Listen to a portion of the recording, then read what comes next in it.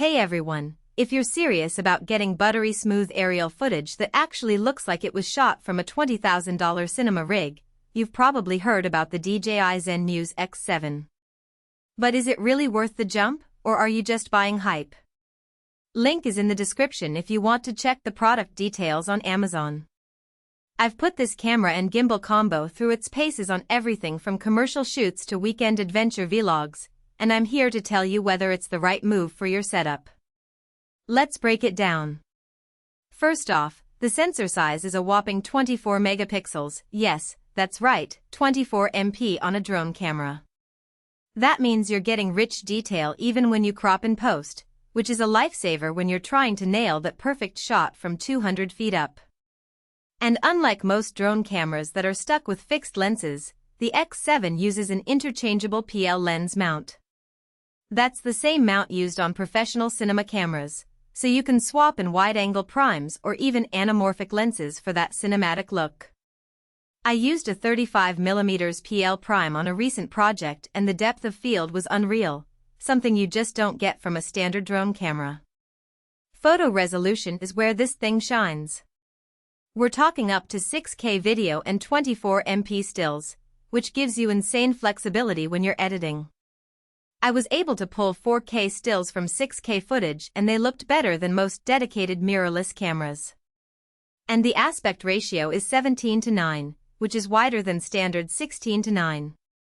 That extra width gives you more room to reframe and post without losing resolution, and it's perfect for those ultra-wide cinematic shots that make your footage stand out on YouTube or in a client reel.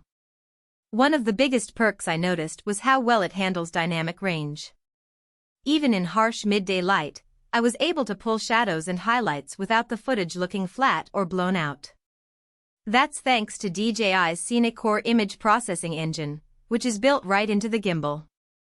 It's not just about resolution, it's about how the camera sees light, and the X7 sees it like a pro. Another thing that surprised me was the stabilization. The 3-axis gimbal is rock solid, even in windy conditions.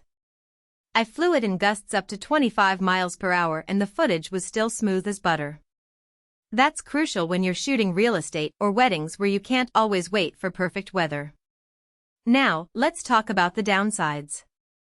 It's heavy, like really heavy.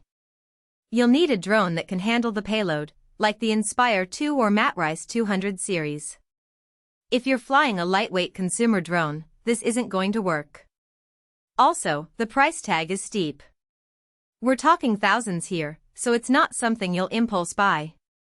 And while the PL mount is great for pros, it also means you're limited to cinema lenses, which aren't cheap and can be bulky. So, who's this for? If you're a professional filmmaker, a commercial shooter, or even a serious hobbyist who wants cinema-quality footage from the sky, the Zenmuse X7 is absolutely worth it. It's not for beginners or casual flyers, it's a tool for people who need the best and are willing to invest in it. If you're still on the fence, check out the link below to see the latest price and specs. It's a big purchase, so make sure it fits your workflow before pulling the trigger. Anyway, that's my take. Let me know in the comments if you've used the X7 or if you're thinking about upgrading. See you in the next one. For most buyers, the real question is not whether DJI Zenmuse X7 camera and 3-axis gimbal sounds impressive on paper, but whether strengths like sensor size and lens mount actually make daily use feel easier, more dependable, and more worthwhile after the first few days of excitement wear off. It is also smart to think about long-term satisfaction. A product like DJI Zenmuse X7 camera and 3-axis gimbal usually feels like the better buy when it stays convenient, comfortable, and reliable in normal everyday use instead of only looking good in the listing.